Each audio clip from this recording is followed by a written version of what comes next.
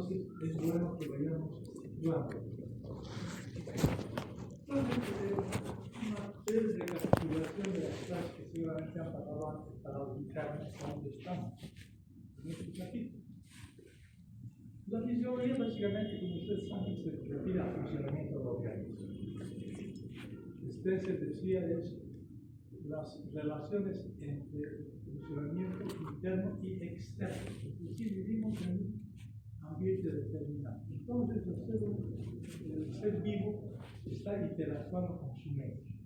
Es parte del medio de nosotros. Porque si usted se pone a analizar todas las sustancias que se encuentran dentro del organismo, están en el universo. De hecho, el hierro, por ejemplo, el que hablábamos en patología, al hablar de la hemoglobina, procede de las supernovas, de las estrellas que hace millones de años formaron ese hierro que ahora está circulando por nuestra sangre.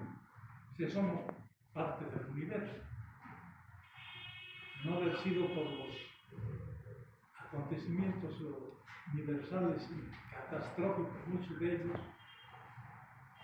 como son las explosiones de las supernovas, no estaríamos aquí. Entonces hay una tendencia del ser humano a considerarse como superior o un espectador de lo que sucede en el universo y no sabemos que somos parte de él. De hecho, interactuamos.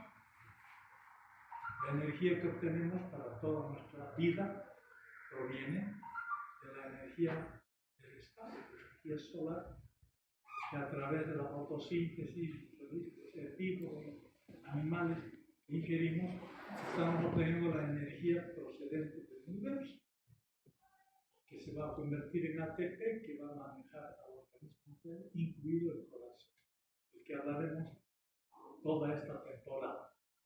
Muy bien, entonces, yo estoy siguiendo mi libro, el capítulo que corresponde a este tema, Fisiología de la circulación corazón, arterias y venas, que escribí justamente en este mismo auditorio. Alguien tuvo la gentileza hace algunos años de grabarme, y dos estudiantes, Karina Tirado y el doctor Miguel Ángel Urquieta, que también me colaborará en estas presentaciones, y en base a mis exposiciones hice una corrección y sale el libro, que tendremos que actualizar porque estamos pensando sacar a fin de año una segunda edición corregida y aumentada, porque hay que actualizar. La ciencia sigue avanzando, no se detiene. Muy bien, entonces somos parte del universo y no estamos aquí de espectadores. La vida es una forma de la materia en movimiento, dicen los materialistas dialécticos. Es verdad, lo que caracteriza a la vida,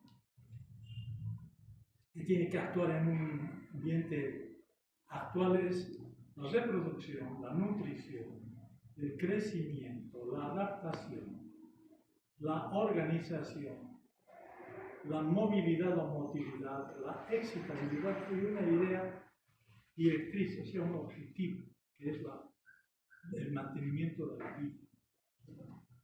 Todos nosotros quisiéramos ser eternos individualmente, pero no lo somos mortales, pero hay una cadena que nos acompaña desde muy lejos del ADN, es verdad, miles de años atrás, atraviesa a través de nosotros y continúa y continuará a través de nuestra descendencia. Hay una teoría muy bonita que se llama la teoría del gen egoísta, que dice que en realidad nosotros somos manejados por los genes que nos utilizan para perpetuarse ellos a través de nosotros. Es una teoría cautivadora, claro, como toda hipótesis, siempre es objetable. Pero eso es evidente, la humanidad en cierto modo es eterna, entre comillas, porque no siento la humanidad, claro. Entonces, esa es una nueva concepción. Había algún filósofo, creo que era el mismo Spencer, que hablaba de eran vitales. Entonces se refería a lo que estoy diciendo, él no sabía en esa época porque aún no habían venido el descubrimiento del ADN, decía, hay un elan vital, ¿no?, que viene de lejos, nos atraviesa y sigue delante. Ahora sabemos que es el ácido desoxirribonucleico, que lleva una información, una verdadera biblioteca, que está en una información que se va reproduciendo y que naturalmente tendrá algunas mutaciones en el camino, que son las familias, las razas, las mal llamadas razas, porque hemos visto que la humanidad entera tiene un solo origen, ¿no?, en África. Una de las cosas que yo siempre comento en clases a mis grupos es el hecho, por ejemplo, de que la eritrocitosis que ustedes acaban de ver en hematología, eritrocitosis patológica de la altura, aquí en Bolivia, 3.000, 4.000 metros de nivel del mar, existe con alguna frecuencia, cosa que ya no hay en Tíbet. ¿Por qué? Porque los tibetanos llegaron hace 45.000 años al Tíbet y los ancestros nuestros llegaron mucho después, unos 20 o 30.000 años, qué sé yo, menos, 15.000. Entonces el proceso de adaptación, que es otra de las características de la vida, no se ha completado en nuestro medio, y sí, en el caso de los tibetanos. Luego visto en cuanto a la hipertensión pulmonar. La hipertensión pulmonar en nuestro medio, que es parte del tema circulatorio, es relativamente frecuente entre nosotros aquí en La Paz, Bolivia, cosa que no ocurre en el Himalaya, porque el proceso de adaptación se ha dado ya en varios recursos. Aquí las presiones que ustedes se encuentran de la presión pulmonar 25-10, que es para el nivel del mar. Aquí la presión pulmonar es unos 5 a 10 milímetros de mercurio más alto, normalmente, por la hipoxia del ambiente. Lo que no varía es la presión arterial sistémica, ¿sí?, la que tomamos con el manguito. Yo escucho a menudo, ustedes lo habrán escuchado, que vino a la altura y le subió la presión. No es así. Y que hay que mandarlo a Santa Cruz. No, si a todos nuestros hipertensos los mandaríamos a Santa Cruz y ahí se acabó el problema. Y en Santa Cruz hay más hipertensos que aquí en La Paz por razones étnicas, por ejemplo. Entonces la presión sistémica no varía con la altura, normalmente. El problema de la presión sistémica esencial es muy controvertido, por eso se llama esencial. ¿Qué quiere decir esencial? Sí, aquí se llama. Son múltiples los casos, y lo son. Bueno, entonces, otra de las características de la vida del ser humano es la compartimentación. ¿Qué quiere decir eso de la compartimentación? Todo está dentro de espacios delimitados. Tienen ustedes célula misma, que está separada del medio, los protozoarios actualmente.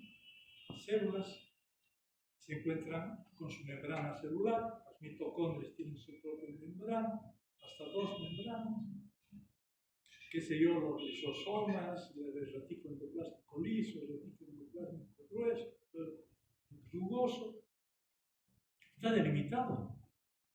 Y la anatomía que ustedes acaban de ver, habrán visto que las meninges, la pleura, el pericardio, el peritoneo, cápsulas articulares, hay una compartimentación. Entonces hay una compartimentación que es otra de las características, lo cual no le quita un ápice a que nosotros funcionamos, como he dicho desde el primer minuto, como una unidad existencial indivisible y única. Cuando a una persona le duele la muela, tiene una caries, hay un compromiso de la generación. Dolor. Ese reflejo imperativo de defensa del que hablaba Scherer, ustedes han visto recientemente en Neuro, que le quita a usted el sueño, no puede masticar, no puede ver, entonces está una muelita de este tamaño está repercutiendo sobre todo su organismo. Y si esa muelita va a ser un absceso dentario, puede extenderse y puede producir una, qué sé yo, una angina de Ludwig, una septicemia, puede morir. Yo conozco casos de gente que ha muerto por sepsis dental. Entonces, no hay que decir, no, la muerte no, es la totalidad existencial la que está comprometida. Porque no olviden ustedes que gran parte de la vía espinotalámica, antes de llegar al tálamo y a la corteza cerebral, está llegando a la formación reticular y el dolor a uno lo despierta, se está durmiendo. Y las vías ascendentes de la formación reticular se encargan de despertar al individuo que estaba dormido porque hay una situación de alarma y el sujeto intuye eso y se da cuenta que quien se haya sentido un dolor nuevo estará entendiendo perfectamente de que no estamos hablando de una trivialidad. Bueno,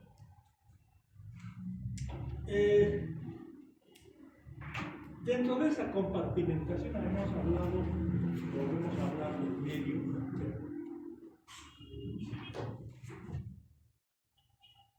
El medio.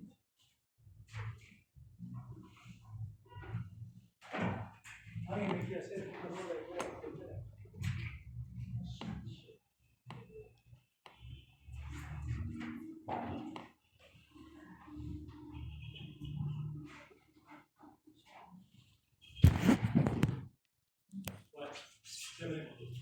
entonces, el medio interno fue concebido por un francés, Claudio Bernard, que se refería a lo que hoy llamamos el líquido extracelular, es decir, el líquido intersticial más el líquido intervascular, que es lo que vamos a estudiar a hablar de circulatorio. Ese medio interno tiene un volumen determinado, en agua más o menos para un adulto joven normal, unos 45 litros, que están distribuidos en cada uno de los compartimentos extracelular, intracelular, extracelular y transcelular. Porque no hay que olvidarse que el estómago y el intestino hay agua que es transcelular. Entonces, el manejo de los líquidos es muy importante porque al hablar de la sangre estamos hablando de un tejido fluido, no de un líquido, como alguna vez he escuchado. El líquido es parte de la sangre, es el agua del plasma y el agua de los eritrocitos y glóbulos blancos. Entonces no es un líquido, es un tejido fluido especializado. Ustedes han estudiado eso en histología, de manera que sería perder el tiempo a hablar más en respecto. Ahora bien, el mantenimiento de ese volumen es muy importante. Y al hablar de renal hace pocos días, habrán escuchado ustedes decir que el riñón, yo he insistido en mis grupos, no es como cuando uno le enseña en la escuela y le dicen, ¿sabes que el riñón se encarga de filtrar las impurezas, las toxinas y para eliminar? No es eso. Pero tiene muchas funciones. Ya la eritropoyetina tiene que ver con la hematopoiesis. Después la 1,25 de hidroxicalcalciferol o vitamina D tiene que ver con el metabolismo del calcio. Pero fundamentalmente el riñón está manejando el volumen líquido, el volumen extracelular, sobre todo, indirectamente del intracelular. Está manejando de tal manera que va a eliminar determinada cantidad de potasio, determinada cantidad de sodio, determinada cantidad de cloro, para que el potasio esté alrededor de los 5 miliequivalentes por litro de la sangre, para que el sodio esté alrededor de los 140 miliequivalentes por sangre, etc. ¿Quién va a modular eso? Tiene que hacerlo el riñón. De manera que ese es el trabajo del riñón. Es el mantenimiento del volumen y la composición del líquido extracelular. Eso tiene que saber un estudiante de medicina y no hablar del riñón como si fuese un filtro de venenos. No es así. Pero si quisiéramos hablar de filtro, quizás los ganglios linfáticos para filtrar la linfa de gérmenes patógenos, que también hablaremos sobre eso. O el vaso, que va a servir para filtrar, entre comillas, los gérmenes patógenos que se empiezan a circular por la sangre. Eso sí, podrían ser de cierto modo un filtro séptico o aséptico, como quieran ustedes, de los procesos. De hecho, cuando ustedes en parasitología han leído la Plasmodium de la malaria, habrán visto que empieza a circular el Plasmodium de la malaria dentro de los glóbulos rojos, que mueren precozmente, y en el vaso es donde se van a destruir esos glóbulos rojos que están parasitados. Y en consecuencia el vaso será una de las víctimas inocentes de una parasitosis sanguínea de los glóbulos rojos. Entonces, ahí sí podríamos hablar de cierto modo de un filtro séptico o parasitario, pero no del riñón. Entonces, tiene que ver con la hipertensión arterial, tiene que ver con la eritropoiesis, tiene que ver con la gluconeogénesis en pequeña cuantía, etc. No hablaremos ya de eso porque acaban de terminar. Estamos contextualizando para quienes acaban de ir. Pero imagínense ustedes la enormidad de nuestro organismo. ¿Cómo se va a comunicar el hipotálamo con el ovario? Tiene que hacerlo, porque no puede ir uno por un lado y el otro por otro lado. Y en el patrón tiene que haber un mensajero, en este caso una hormona, que son las gonadotrofinas. ¿Y por dónde van a llegar las gonadotrofinas de su destino? Van a llegar a través de la circulación sanguínea, que resulta ser el vehículo unificador de todo el organismo. Naturalmente, entonces estamos hablando de que otra de las grandes funciones de la circulación es la de integrar el organismo. El primer integrador es el líquido extracelular, más o menos lento. Hay otro que es un integrador que va a la velocidad del rayo, que es el sistema nervioso. Integrador, muy rápido. Pero aquí tenemos un integrador más lento, que es el de la circulación que se está distribuyendo por todo el organismo. No hay una sola parte del organismo humano que no esté integrada por la circulación de la sangre y que esté constituyendo el líquido extracelular. En sus orígenes, la célula vivía en el mar primordial, primigenio, donde había alimentos y como actualmente hacen las amebas, por ejemplo, se procuraba la alimentación directamente de ese mar primigenio y eliminaba toda la sustancia que correspondía y tenía un sistema sensor representado por los receptores de la membrana celular. Lo que pasa con cualquiera de las células que ustedes tienen, que sé yo, una célula de páncreas, por decirlo, pero no tiene acceso directo a la fuente, a ese mar primigenio. Entonces, hay teorías que dicen, nos llevamos el mar primigenio, nos lo metimos adentro y ese es el líquido extracelular o medio interno. Y ahí sí las células están viviendo en un ambiente parecido a aquel mar primigenio donde comenzó la vida.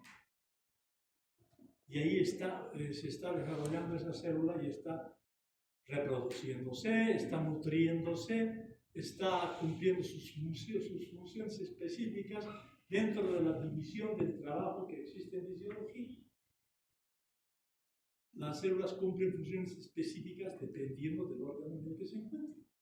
Pero hay que llevarles los recursos, como cuando aquí llega a la ciudad de La Paz los recursos por avión, qué sé yo, desde Santa Cruz, allá en Los Carmen, o desde el Peña. Y luego llegará a los mataderos, y de los mataderos a los grandes distribuidores, y de llegará a sus supermercados, al mercado, las amas de casa recogen sus alimentos. El transporte es fundamental. Y ahora los bolivianos más que nada lo sabemos porque vivimos en un país totalmente desinstitucionalizado, donde todo el mundo hace lo que le da la gana, y si a mí se me ocurre en este momento pararme en la avenida Saavedra para interrumpir el tráfico, lo hago. lo hago y nadie me va a decir nada. País desinstitucionalizado.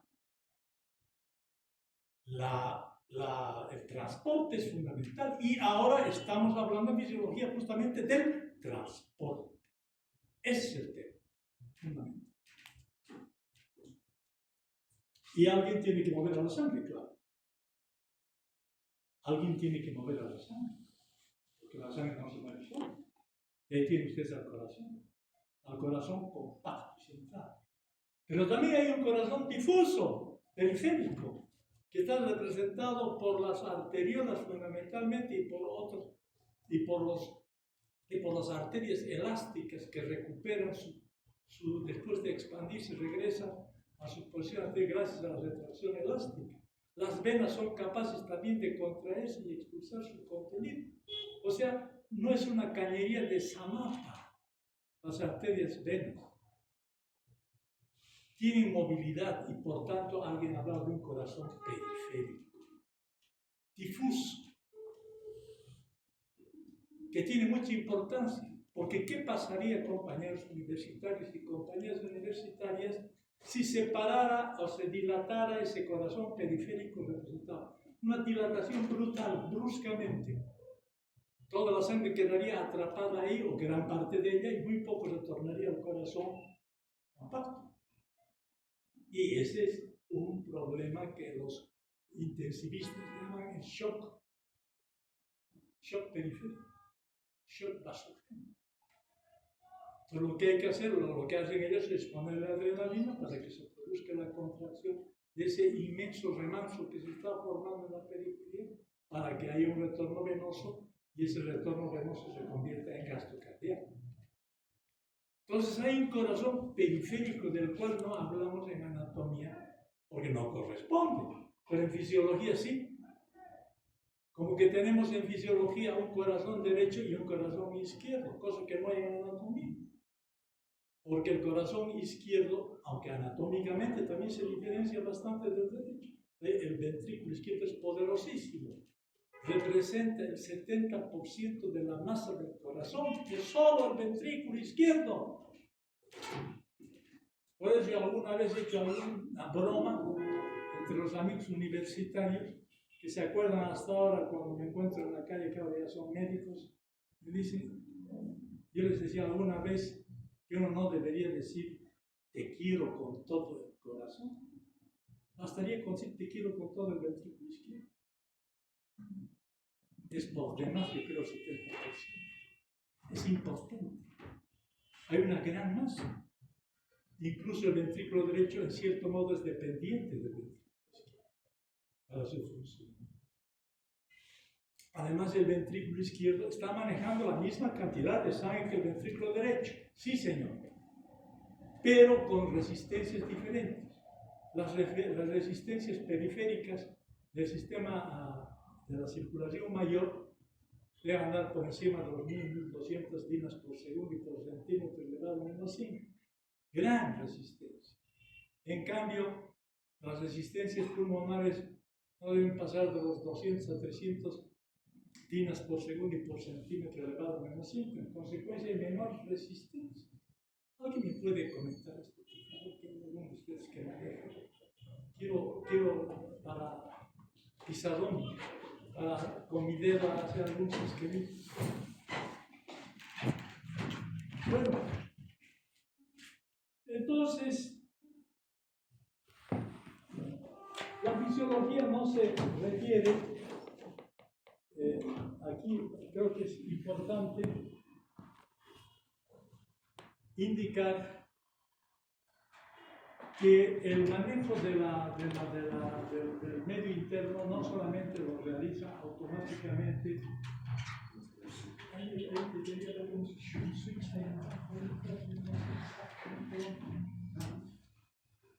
Ese sí, pero no. Ah, sí, ahora sí. Me lo pone para hacer un esquema. Bueno, entonces hay una parte del mantenimiento del medio interno y de la sangre de la que vamos a hablar en movimiento, que antes hemos hablado de la sangre fija. ahora hablamos de la sangre, en movimiento. Los estímulos, hay parte que uno lo hace voluntariamente, porque tiene que haber recursos que uno tiene que tener del medio. Si usted tiene hambre, va a comer, ahí se compra una sartén en la esquina. Si usted tiene sed, se va a comprar una Coca-Cola. ¿Qué está haciendo? Está contribuyendo a mejorar, a restablecer el medio interno.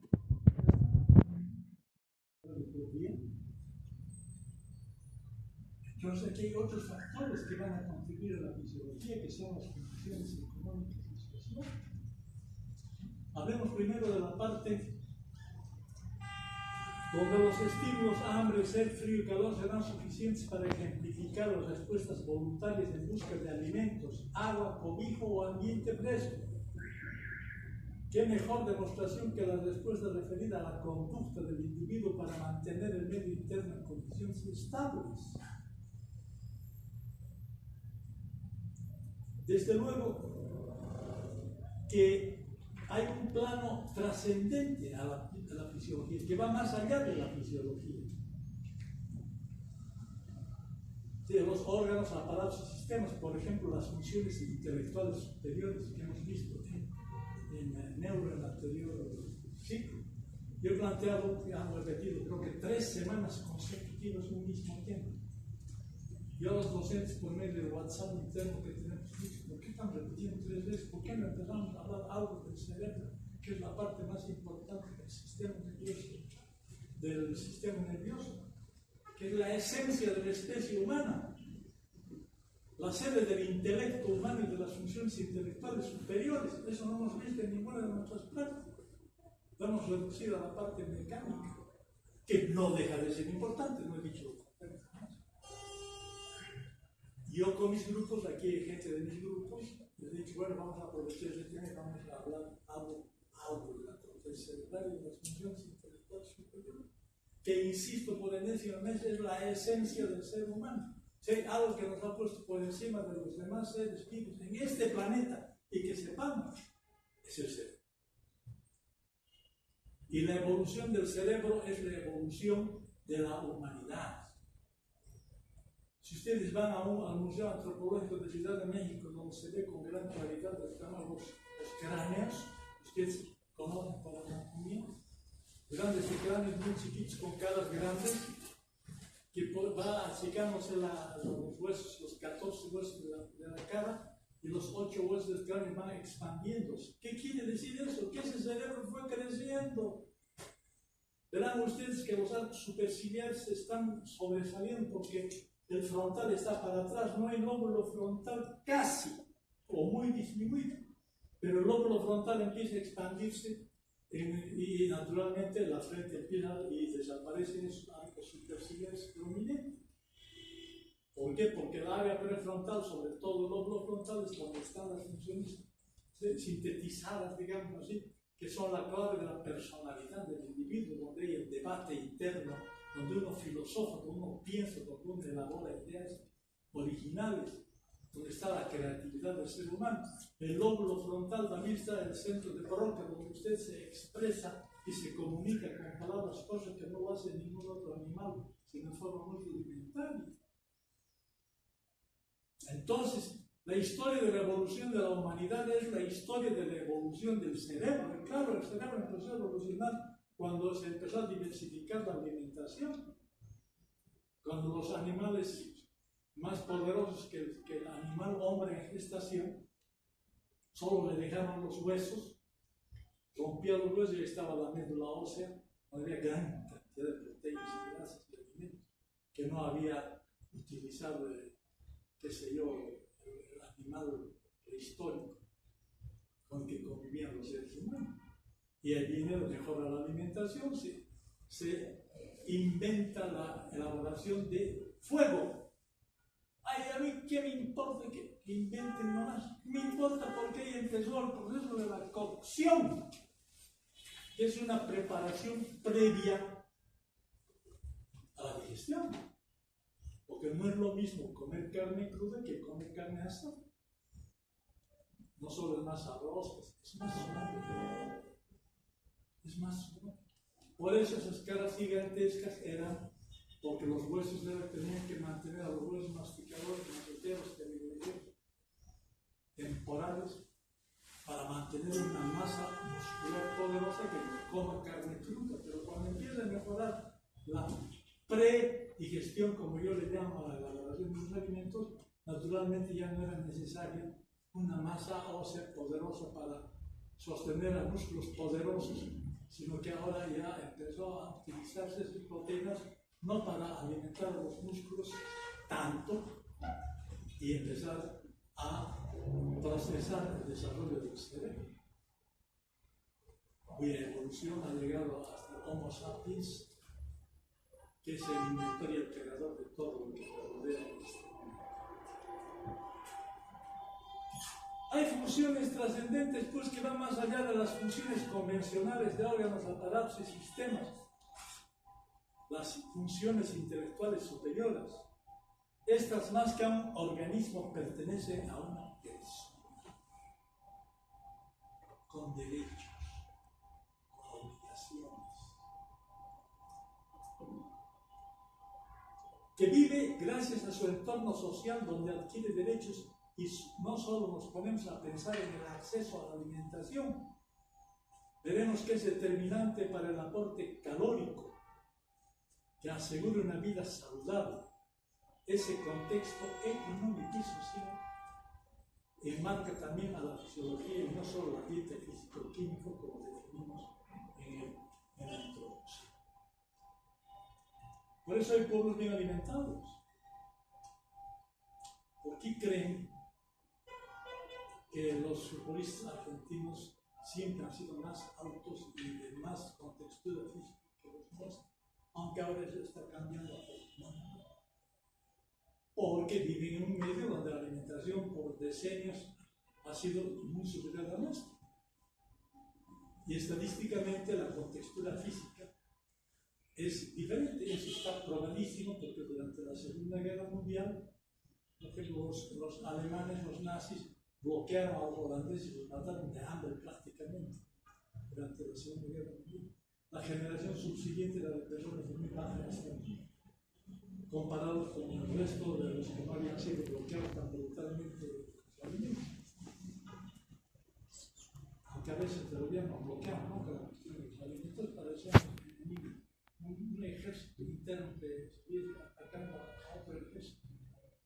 Con alimentos. Solo faltaría que nos quiten el alma. Ahí eso no lo van a poder hacer.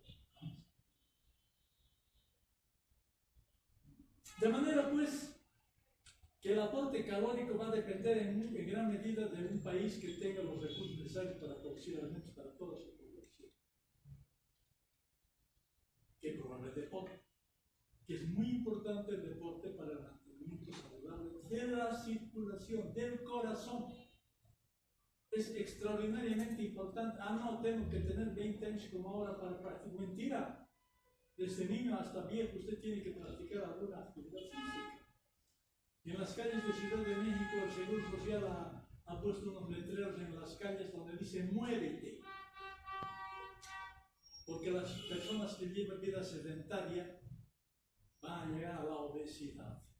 Y ahora más que nunca, porque yo algunas veces digo a mis grupos, ¿qué pasa? El chico que sale de su casa, baja en ascensor, sube a la góndola que lo va a llevar a su colegio, ahí está con la computadora, sentado, un ratito de recreo juega, regresa otra vez en la góndola, llega, sube al ascensor, va a ver televisión, va a ver videojuegos y computadora donde va a ver obesidad. Es que está gordito. No está gordito, obeso, esa es una enfermedad. El porcentaje que han hecho hace poco estudios en el alto es que el sobrepeso ya está constituyéndose en un verdadero problema de salud en nuestro país en general. Y me imagino que hay otros trabajos que yo no conozco al respecto. Porque ¿qué pasa con la obesidad? Predispone a la diabetes. Éticamente nosotros estamos predispuestos a eso, sobre todo el abdomen. esos abdómenes así prominentes, la grasa aumental que le llaman algunos, es predisponente a la diabetes mellitus tipo 2. ¿Y qué pasa con la diabetes? En la diabetes hay hipercolesterolemia, en la diabetes hay arteriosclerosis, se estrechan los vasos, se deforman los vasos, se forman placas ateromatosas, se trombosan, se forman coágulos dentro de los vasos. Se rompen esas placas que pueden obstruirse bruscamente, produciendo infarto de miocardio o obstrucción de los miembros inferiores o la obstrucción de las arterias cerebrales. Se puede producir la ceguera también o la neuropatía. Aquí teníamos un servidor, Huguito, que en paz descanse, un servidor nuestro, aquí, del servicio de la cátedra. Era diabético mal controlado. Primero tuvieron que amputarle el miembro derecho, el hombro izquierdo, debía ahí ordinar, entró en insuficiencia renal porque el último tema que ustedes han visto en el caso problema era de una diabetes que llevó a una nefropatía diabética y a una insuficiencia renal.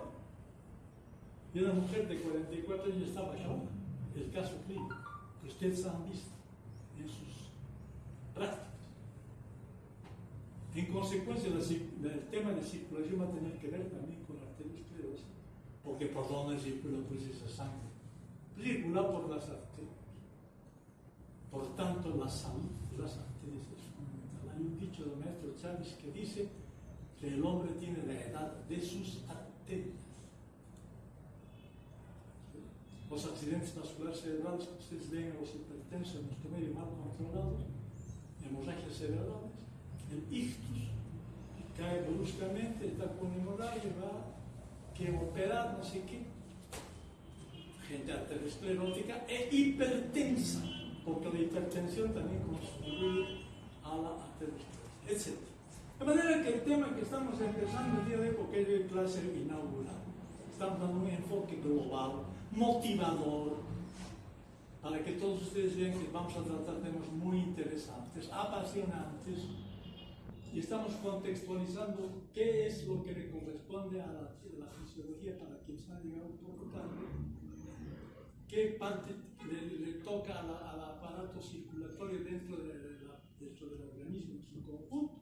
Y estamos viendo que es parte de él ineludible e inseparable de todo el organismo. Entonces, y de la integración de la que acabamos de hablar, de la conectividad del organismo para que se comuniquen órganos tan distantes como el hipotálamo o la adenohipófisis. Hemos puesto como ejemplo el ovario, que puede hablar las suprarrenales a través de los hormonas, como veremos cuando hablemos de endo. Otro tema más. Muy bien. ¿De dónde viene la palabra circulación? De círculo. ¿Dónde está el principio y el final? Aquí no hay principio ni final. Circula una y otra vez. Pero claro, nosotros cuando estamos hablando del aparato circulatorio, perdón,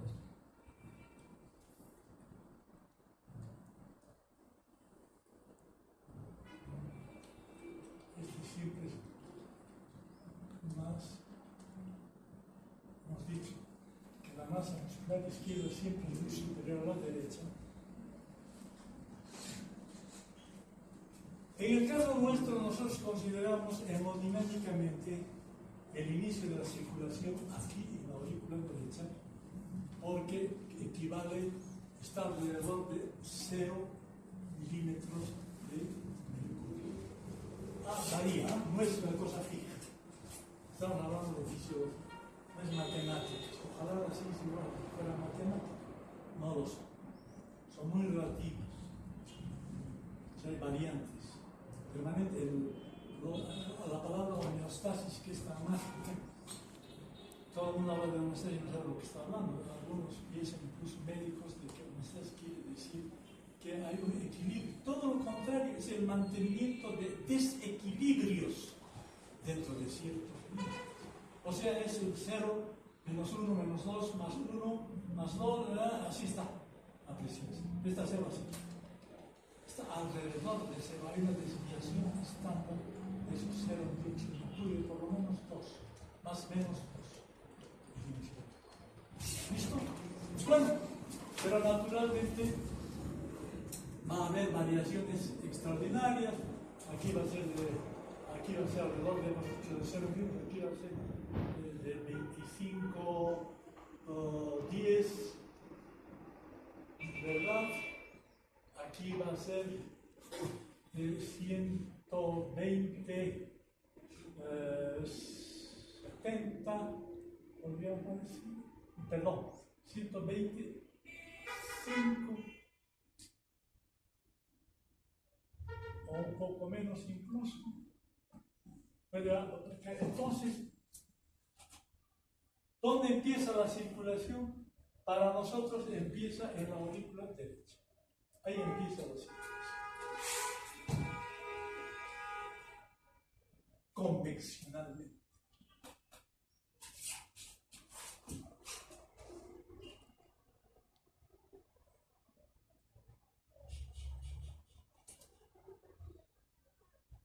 Ahora bien,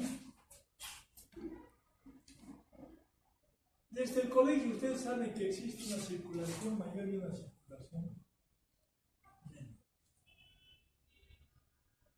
La circulación mayor, naciendo en el ventrículo izquierdo, va a terminar en la aurícula derecha, pasando por la microcirculación, que es donde están los capilares. Y estoy descubriendo que los capilares son importantes porque es la única parte que está semiabierta, que eso está cerrada. Ustedes saben que el que primero no se supo que la sangre circulaba, aunque ustedes no me creen. Recién se entera la humanidad que tiene, qué sé yo, 4 millones de años en su proceso evolutivo. En 1624 recién se descubre que la sangre circulaba por un señor que se llamaba Harvey.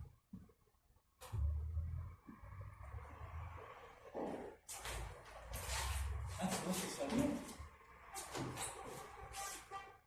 la circulación de la sangre. Él decía que todo empezaba en las arterias y dice por los poros de la carne, decía él, regresa por las venas hasta la aurícula derecha. Entonces resulta que aquí faltaba un eslabón, que eran los capilares, y no se descubrieron los capilares hasta que vamos a hablar un poco, porque inventó el microscopio, y Golgi, que ustedes conocen mucho por histología, descubrió los capilares y ahí se cierra el eslabón de la cadena que faltaba dentro de la circulación. Recién, y se sabe que el trabajo verdadero está realizando los capilares porque ahí se produce el intercambio de líquidos de una cantidad exorbitante, 80 litros por día se mueven ahí a través de las paredes de los capilares. Una enorme cantidad de líquidos circula ida y vuelta, gracias a las fuerzas de Starlink que ustedes conocen. ¿Es verdad? Entonces faltaba la circulación menor. La circulación menor empieza en el ventrículo derecho, llega a los pulmones, regresa a la aurícula izquierda. Y es un famoso español el que descubre la circulación de la sangre pulmonar.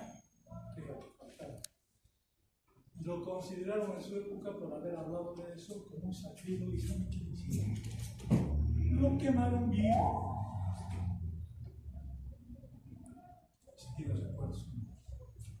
Bueno, finalmente la circulación llegó a ser conocida. Primero, no sabía que la sangre circulaba. Segundo, no había problemas para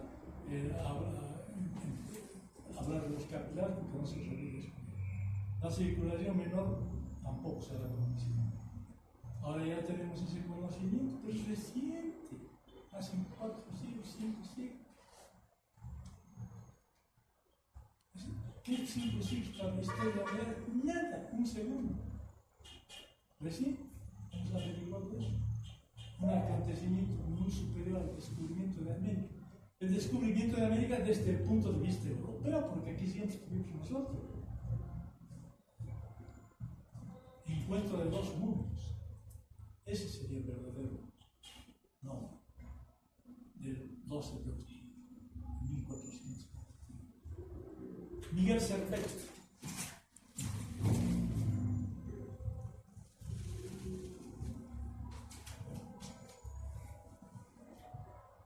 Ese fue el hombre quemado por hablar de la circulación menor.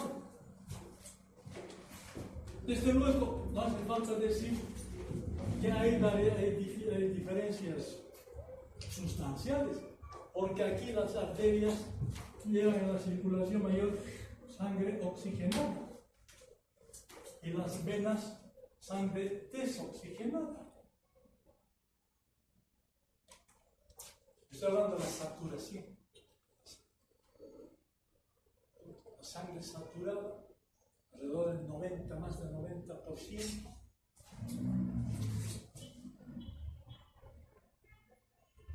O más, igual o más. Y aquí, en la circulación, las arterias llevan más bien sangre desaturada, alrededor del 70% de saturación. Saturada y desaturada. Las arterias, hay una gran diferencia. Sin embargo, si hablamos de las venas son desaturadas y las arterias de la circulación menor están saturadas. Al revés, cambia la cifra. Al revés, las arterias llegan sangre saturada y las venas desaturadas en la circulación mayor y en la circulación menor las arterias llevan sangre desaturada y las venas llevan sangre saturada. Al revés, totalmente al revés, cumpliendo diferentes funciones. Naturalmente que la parte de la saturación de la sangre estará a nivel de los pulmones. ¿No? El otro hecho que me parece fundamental es el considerar que la circulación se hace en serie. Vamos a hacer otro esquema. Aquí vienen las cavas que desembocan en la aurícula derecha. La aurícula derecha desemboca en el ventrículo derecho. El ventrículo derecho desemboca en la aurícula izquierda. La aurícula izquierda en el ventrículo izquierdo y el ventrículo izquierdo en la aorta. ¿Qué tipo de circulación es? En serie. Y las arterias, los capilares, las venas están en serie. Circulación en serie. Es una de las características también de la circulación. Pero no solo eso. Porque ustedes tienen aquí, digamos, el sistema de la aorta y aquí el sistema de la cava. A nivel de la circulación mesentérica, qué sé yo, después de irrigar a las vísceras, la sangre va a retornar a la vena cava.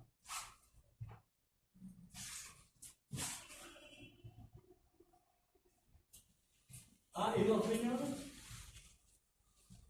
Claro, va a circular la sangre en los riñones. ¿No? Entra la arteria renal, ahí se va a distribuir. Acabamos de ver eso, hay una doble circulación. ¿Cierto? La semana antepasada. Hay una circulación que está destinada a nutrir al riñón. Y hay otra cantidad adicional mayor de sangre que está destinada a que el riñón procese la sangre para ir filtrándola o devolviéndole gran parte de su filtración, porque habrán visto que la sangre es filtrada, son 180 litros diarios y se lanzó al 178 litros y medio. O sea, ese riñón está trabajando intensamente con la sangre funcional. No es su sangre, es la sangre del organismo. Su sangre es la que le corresponde, del 20% del gasto. Pero, si ustedes comparan su sangre con la sangre que está procesando, está manejando una enorme cantidad de sangre, pero solo utiliza para el riñón una parte muy pequeña y el resto está trabajando con la sangre que pertenece a todo el organismo y no a él. Por eso es que tiene un gran flujo sanguíneo el riñón, porque no está solamente abasteciéndose para él, sino al servicio, está manejando la sangre al servicio de todo el organismo que no le pertenece a él, pero que está al servicio de todo el organismo. Por eso es el gran hiperflujo que existe en el riñón desproporcionadamente a su tamaño. Ese es otro mensaje. Pero naturalmente aquí habrá otra circulación. Si ustedes se fijan, y aquí a nivel de cerebro, etc. Si ustedes se fijan, aquí ya no hay una circulación en serie, aquí hay una circulación en paralelo. Porque este nivel, otro será el hígado, aquí será el intestino, aquí los riñones, tienen una circulación en paralelo. Que además de ser en serie, como hemos visto antes, hay una circulación en paralelo si ustedes van estableciéndose la comunicación que existe entre la aorta y la cava inferior, hablando del abdomen. Pero naturalmente, hablando del cuello y cabeza, tendrá que ser entre el sistema, el circuito que está alimentando a la cava inferior, a la carótidas, vertebrales y la vena cava yugulares, por supuesto, innominada, lo que ustedes quieran, hasta llegar a la cava superior. También en paralelo aquí arriba, aquí abajo en paralelo, estamos bien. Entonces hay, además de una circulación en serie, hay una circulación en paralelo. De manera que, pero en consecuencia, también hay otras variaciones muy importantes entre ambas circulaciones. Ya hemos dicho que la masa muscular derecha es muy inferior a la masa muscular izquierda, lo cual significa que la sangre que está manejando diferentes resistencias y presiones, ambas circulaciones. No solamente calidades de sangre diferentes entre arterias y venas y arterias, sino presiones diferentes. Ahora bien, el libro de Harvey del que hablaba antes se llama Exercitatio Anatomica et Sanguinis in Animalium, en latín, porque en esa época lo que ahora es el inglés para un mundo científico universal era el latín en esa época. Y alguna vez vi un ejemplar y me quedé contemplando cuando era estudiante con ustedes, y alguna vez que vayan a Londres, visiten el Museo Británico y el sótano. Allá abajo hay una gran librería donde encontrarán muchos los libros de anatomía en los que se han inspirado los anatomistas de los libros que ustedes leen ahora. Es maravilloso. Entonces ahí van a encontrar muchos de los libros que se mencionan sus nombres, aunque ahora cada vez los se ponen probablemente en mi época había que aprender de memoria ahora ya no. Me parece, ¿verdad? Porque no siempre sus nombres eran justos, porque a veces ponen nombres de órganos o offices, lo que sea, que había sido ya destruidos por otros, etc. Bueno, todavía encontrarán libros de anatomía y encontrarán el Exercitatio Anatómica et Sanguinis in Animalium, que es el libro donde por primera vez en la historia de la humanidad se describe la circulación de la sangre. El año 1624, vale decir en el siglo XVII, ahora estamos en el siglo XXI. ¿Cuántos siglos? 25. Nada, recién.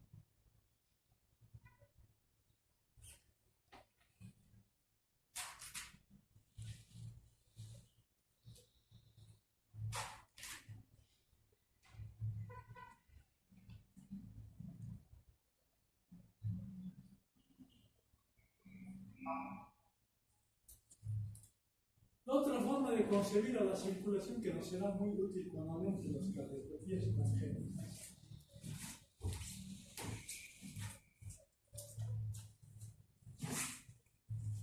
es el concebir el esquema de Galland, muy útil, porque aquí consideramos a la aurícula derecha que va a descargar en el ventrículo derecho y el ventrículo derecho va a descargar, perdón, sas.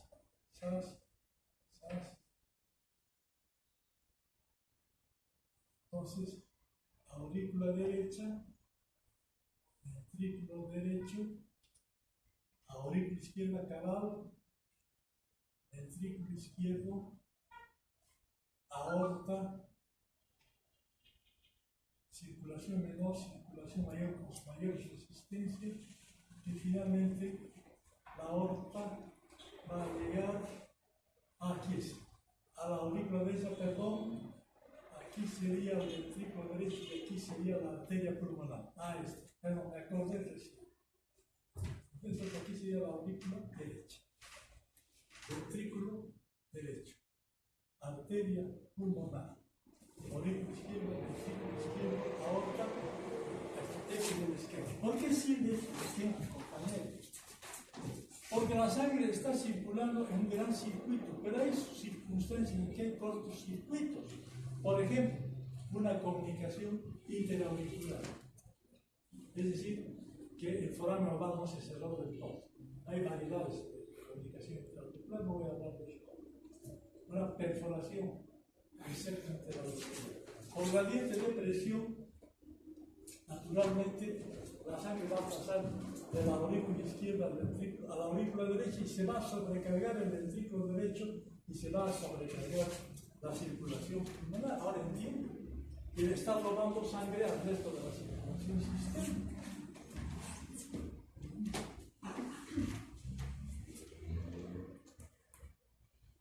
Entonces, este esquemita de Galland es muy importante. Entonces, hemos visto que aquí está la aurícula derecha, aquí está el ventrículo derecho, aquí está la arteria pulmonar, aquí está la aurícula izquierda, aquí está el ventrículo izquierdo, aquí está la aorta, y está circulando siempre en un sentido anterógrado, nunca al revés. Gracias a la ley de la presión que dice que la sangre circula siempre del lugar de mayor presión al lugar de menor presión, nunca al revés, con gradientes de presión. P1, P2. Siempre en ese sentido. La circulación siempre es anterógrada. En consecuencia, si existe una comunicación interventricular donde hay un defecto septal, dicen los gringos, nosotros hablamos de comunicación cuando hay una perforación del septo interventricular, generalmente a nivel de su porción membranosa. Patología bastante común. No es nada. Sabrán ustedes muchas veces hablar de su vida profesional, estoy seguro. ¿Qué pasa aquí? Resulta que la sangre entra por gradiente de presión, porque aquí hemos dicho que tiene el promedio 100, aquí la intensidad de 20, entonces naturalmente va a ir del lugar de mayor presión al lugar de menor presión, va a sobrecargar al ventrículo derecho, va a sobrecargar a la arteria pulmonar, va a sobrecargar la circulación pulmonar, va a sobrecargar a la aurícula izquierda y va a sobrecargar al ventrículo derecho, y aquí la circulación sistémica va a ser deficitaria. Por eso son chicos con hipodesarrollo cuando están. Sus compañeros de curso son así y él es así. Habemos otro, porque puede haber el paso de la sangre produce turbulencias, lo veremos en su momento a nivel del septo, y escuchen nosotros de comunicación interventiva. Eso hay que ser. ¿Cierto? Bueno, pero ya estoy dándome cuenta que aquí hay una sobrecarga de esta circulación por tres circulaciones y aquí hay un robo, así se llama. Robo de circulación a la circulación sistémica. Aquí está congestionada la sangre. Aquí puede ser 4 veces mayor la circulación ¿no es cierto? Sobre la circulación en este sistema, en este otro. En la circulación menor hay un mayor flujo y la circulación menor. Esta es la utilidad de ver esquemáticamente a la circulación. La clase ha terminado.